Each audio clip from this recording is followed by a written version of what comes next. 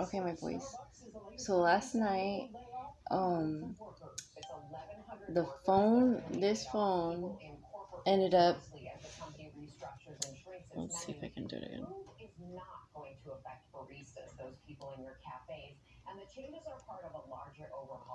It won't work.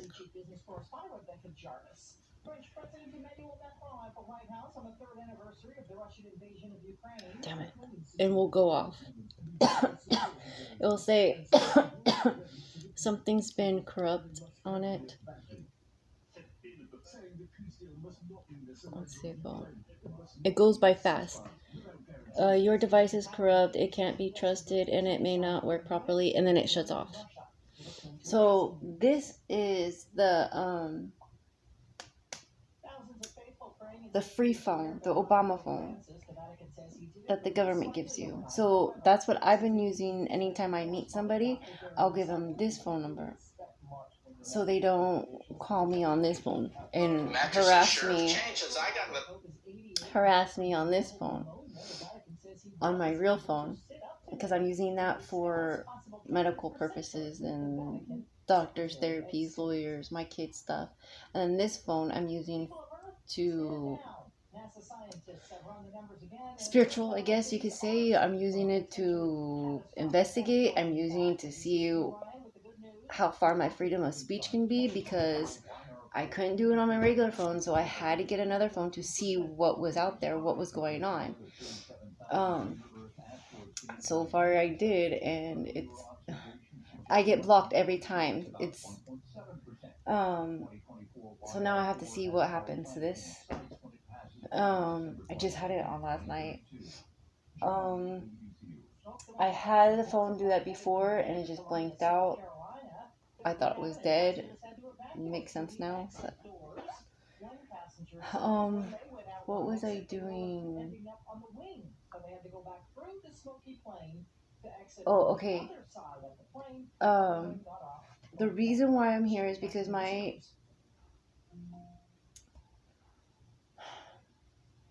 long story, my family is involved in pedophile stuff. Like, it's children involving children. Like, babies and that. So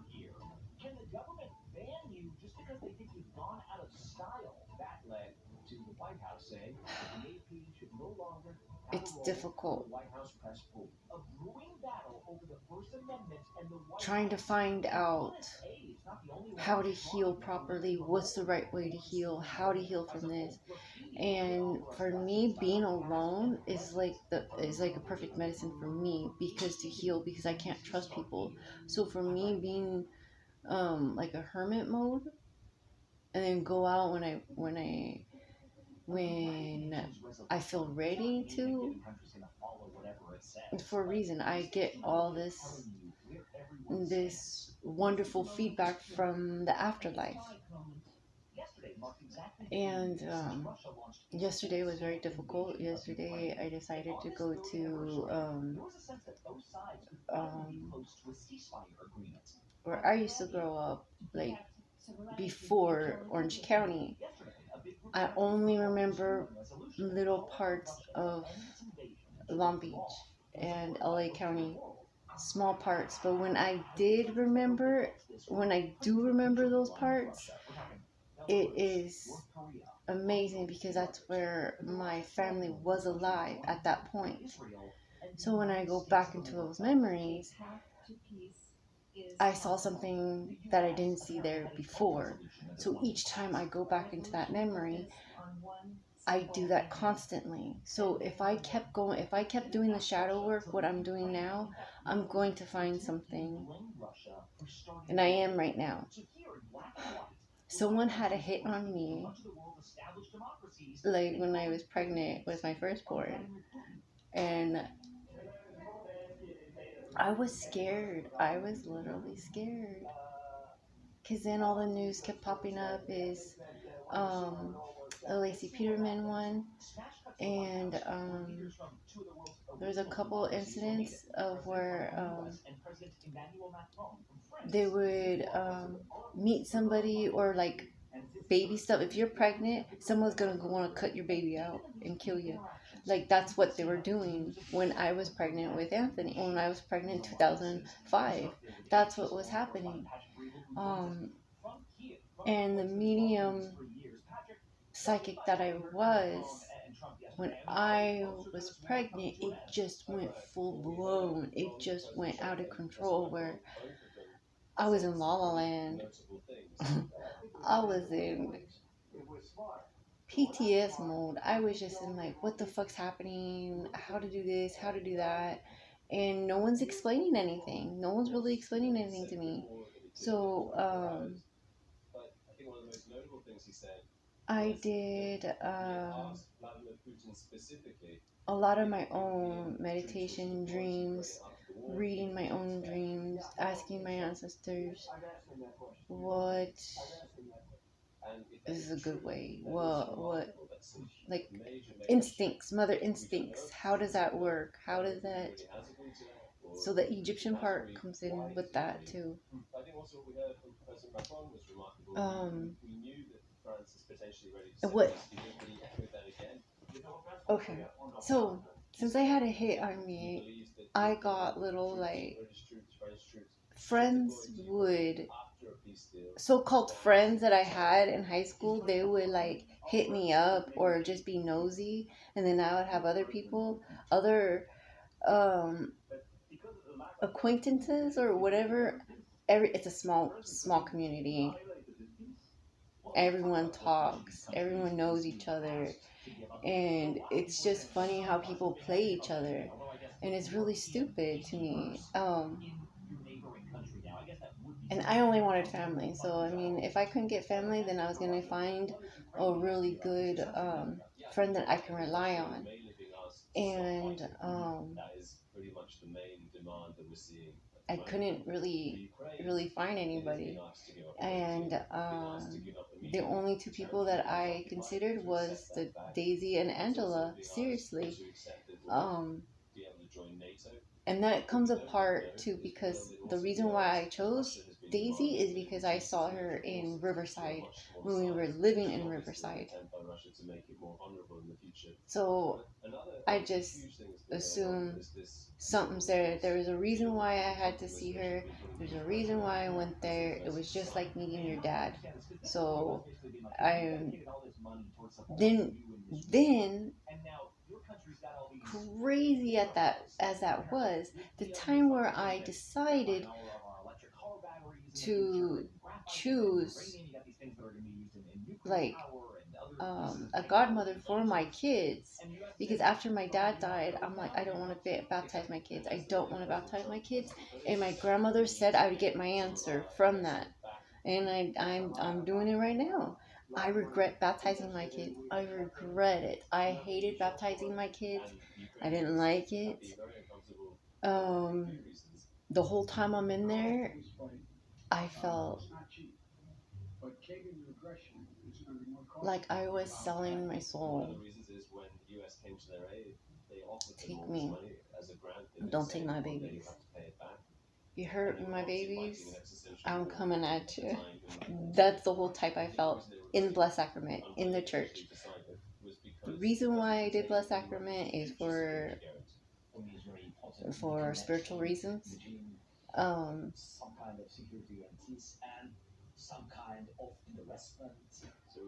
and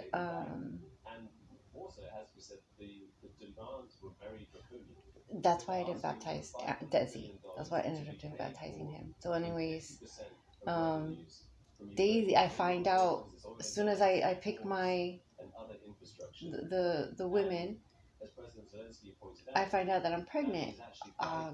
Okay, wasn't expecting it. Kind of kept it a secret a little bit. I was also scared. I was extremely scared because I had miscarriage before.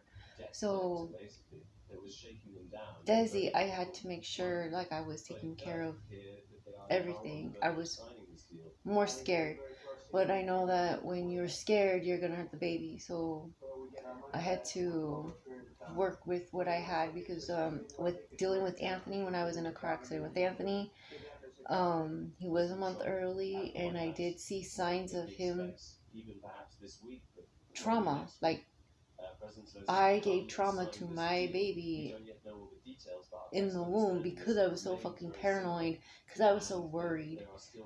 Um, I noticed that within him. Then when I had Colin, my second son, totally different outcome when he was a baby. And I'm like, I felt so bad for Anthony. Like, I gave him that trauma. Like, it had, like, I wanted him to be stronger. Like, it's okay. Like,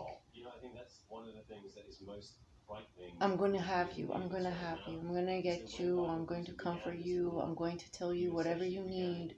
You can come to me, and I'm going to tell you. I'm going to calm you down to a place where you can relax and heal and understand your emotions. I'm going to tell you about what you were dreaming and how and why you dreamt of that.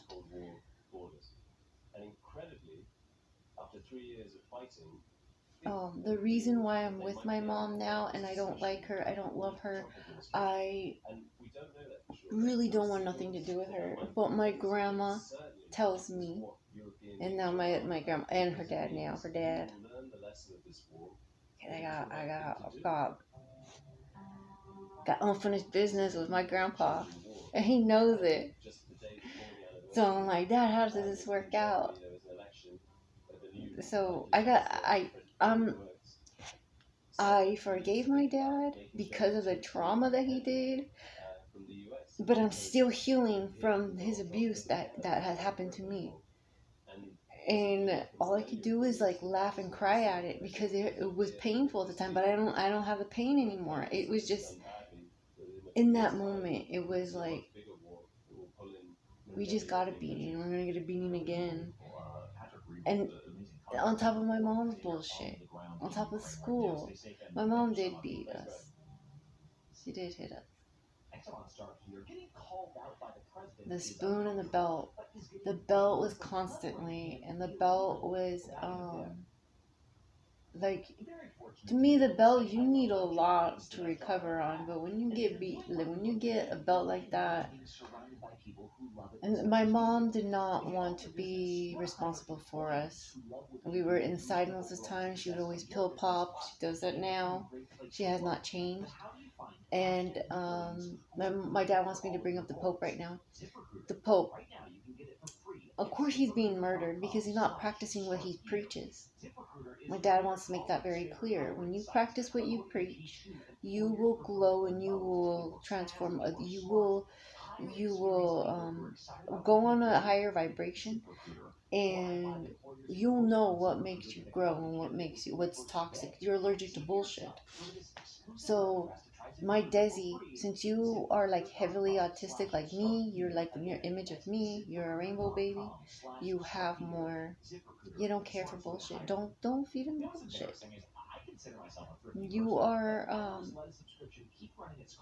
you were like a born artist. You were born to be free and express yourself. And if someone takes that from you, it does change you. It does change you. You don't need medication. You don't need that. You need to be in a hermit mode. You need to be in recluse. You need to like keep to yourself until you decide what to do with it. Because there's options. There's options. And with Colin, you have a lot of anger towards you. And I watched you grow so much. I'm so proud of you. And every time when I talk about you with the books, because you're heavily into books, and I did not know you knew how to play chess until we went to therapy. When the therapist said, he plays chess, and I'm like, I didn't know that. And to me, I'm just like, how did you know how, and like teach me. And I was looking for so many chess things, for you. It's expensive, very expensive. Um, but you were the best thing that happened to us with Anthony. You were, I wanted you so much. I wanted you. When I had you, I was so scared because I'm like, now I have two. I I loved Anthony so much. I'm like, how can you have two? How can you grow your love like that? How can you separate it? Like, that's what one thing I couldn't get my mind around until I had a second baby. Then I'm like, wow, this is amazing. It's like puppies. I hated being pregnant because of the fear that I would have.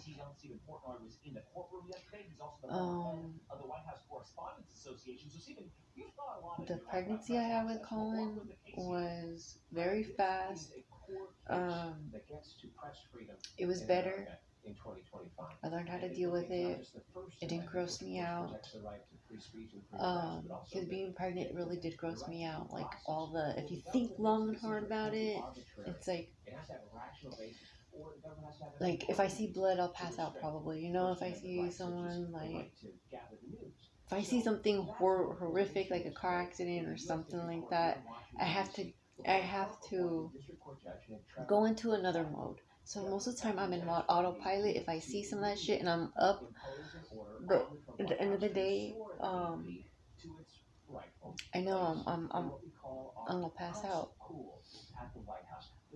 It depends on who is with me at the time.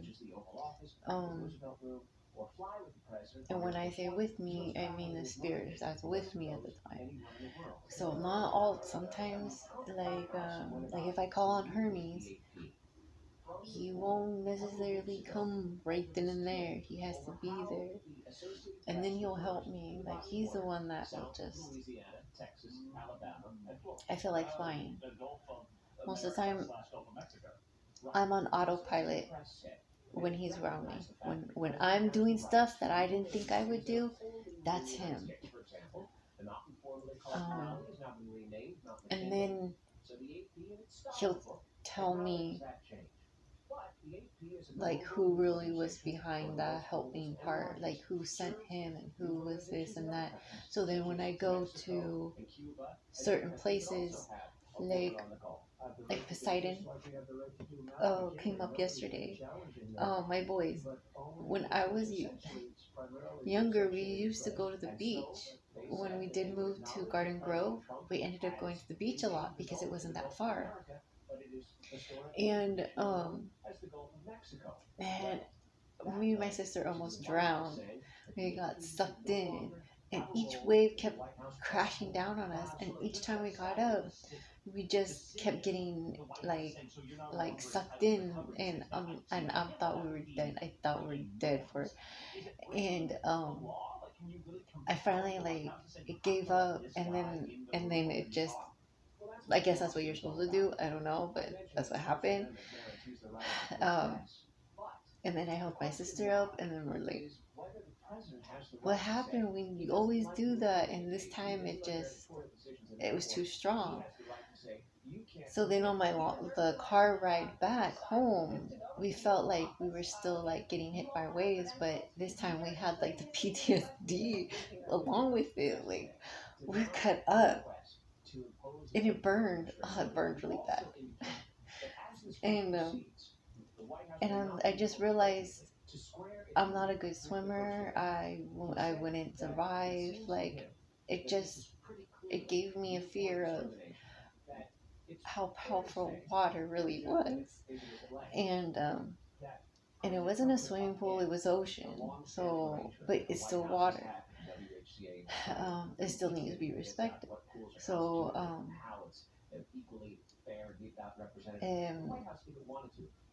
it just brought me back to where my uncle Mark threw me into the pool in the deep end, and I didn't know how to swim or shit, and I'm just like trying to, and I just see it's like in the movies, kind of like you see the water, you see them, and it's like blurry, and you're trying to get up for air, and you can't. And then like in that moment in time, your life is just flashing like before your eyes. How many times have that happened to me? It's a lot. It's a lot. Anyways. So then, when that happened with the ocean, I'm like, that changed me. That definitely changed me to a memory, like a key point. And then when I had kids, I'm like, they're gonna swim. They're gonna be water babies, so they can have